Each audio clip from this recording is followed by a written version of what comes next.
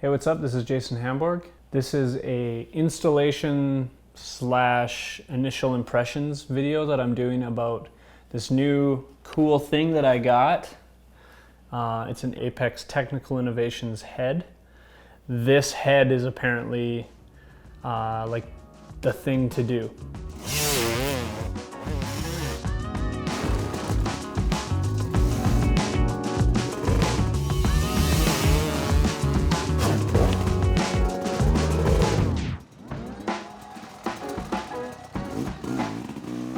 So my bike's getting, I guess, a little older. I got it in May. I have about 110 hours on it right now. So typically with my bikes, I'll do a new top end every 100 hours-ish. And so I figured since I'm gonna have the bike all stripped down and all apart, I'd order myself one of these and try it out. This is supposed to kind of give the bike more power, kind of change the power characteristic depending on what dome you decide to go with, and I'll kind of talk a little bit about that in a second. I think there's some stuff that this does that potentially cleans up some jetting issues that people struggle with. I don't particularly struggle with jetting on my bike, but I'm curious to see what this head will do for it. Yeah, plus it's just cool, man. Look at it. It's like all friggin' shiny and stuff. Nothing on my bike is shiny. Looking a little bit deeper, so the way that these heads work, if you haven't seen them before, you basically would order like this head, and then they sell the domes that are actually kind of, I don't want to say replaceable, but interchangeable. And each one of these domes will kind of provide a different power characteristic. So for myself, I ordered two domes. One is the SX dome, and then the other is the XC. So I'm gonna start with the SX dome. I don't really have a good reason why. I'll start there, ride it probably 5 hours-ish, and then pull the bike back apart and try the XC dome, and then kind of compare them back and forth. So yeah, this is kind of stock head compared with the Apex head. I can't wait to post this and then have all the friggin' YouTube heroes telling me about my working situation, and I can just see it now. But yeah, I don't know. Again, I don't know what I'm looking at, so that's the difference. So yeah, you can kind of see, maybe if I kind of turn it like that, you can see this is the SX model, and then that's the XC. So there is like a noticeable difference in how they're machined.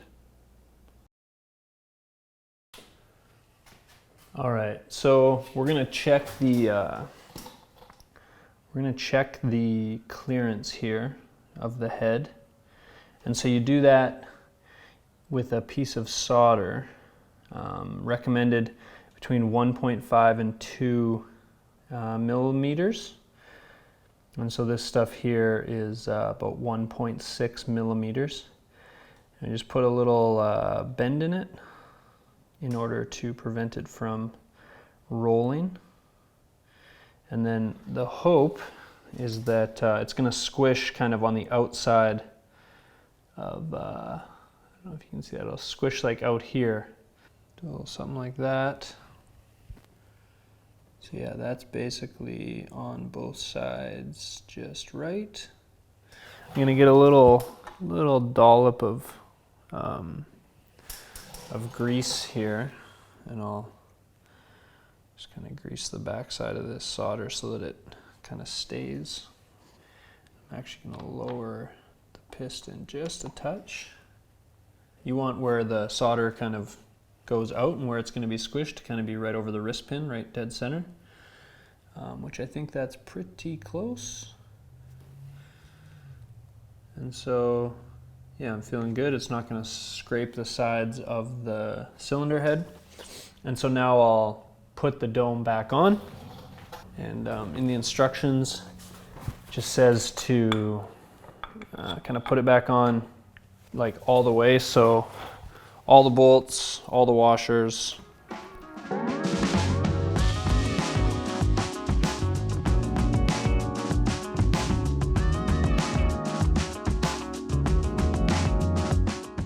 Make sure you just leave stuff everywhere.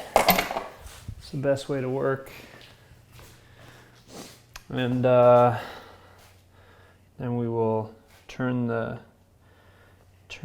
engine over.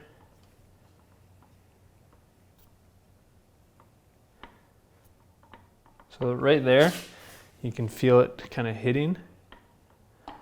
And then from there, we'll just roll it over top. And we squished her. I'll roll it back kind of near top dead center.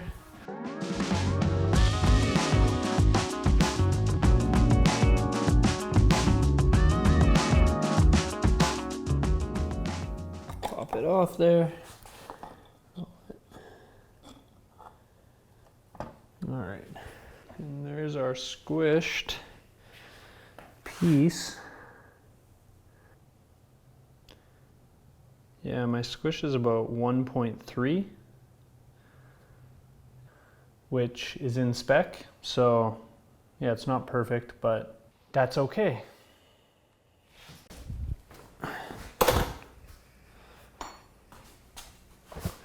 Okay, so that's basically the process. Like, it's pretty straightforward. You're just checking for your squish, making sure your O-rings are in good condition, which mine are. And yeah, I'm gonna put this head on, and then Apex sent me some jetting specs, so that'll kind of be the next step. Is we will put the head on, rejet, reassemble the bike, and try and fire it up. Time goes very fast when you want to ride the next day, and you might not be able to. So let's see what we can do.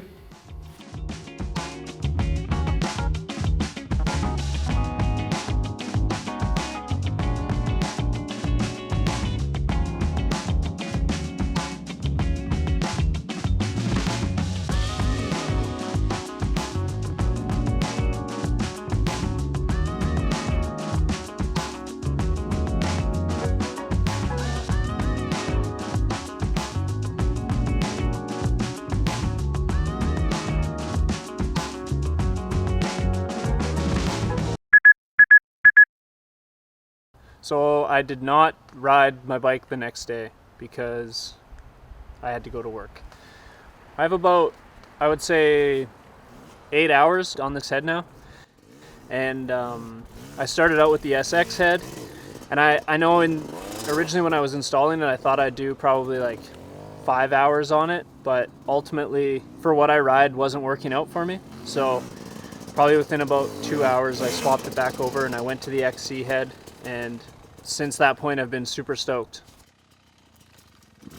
So I would say this sort of riding is the bulk of what I've been doing lately. It's tight, technical. There's the odd kind of big climb or something like that, but for the most part, I'm in like first and second gear, really lugging the bike, and that's where this XC head is really coming into play and working really well for me.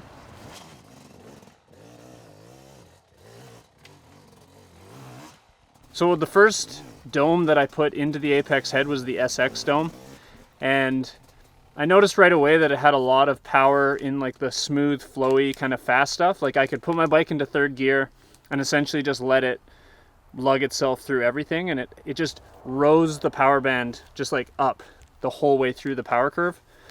But what I did notice with the SX head is as soon as I got into tight technical stuff, and then it really accented itself when I got to this rock garden here, was the power was very on and off.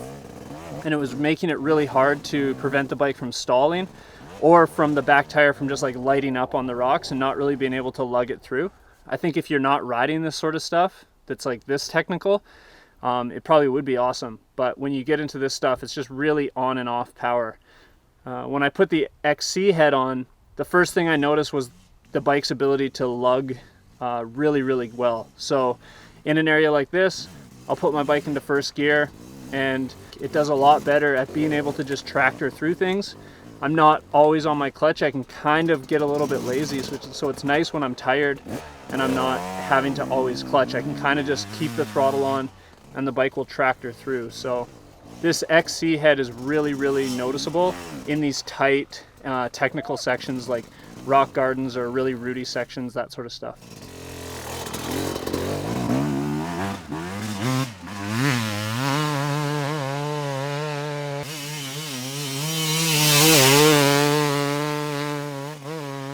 The biggest thing you'll notice when you first put the Apex head on, I think, is basically just more power everywhere.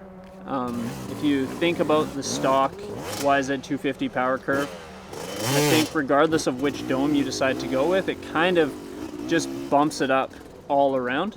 But then as you play with different domes, you'll start to notice different power characters.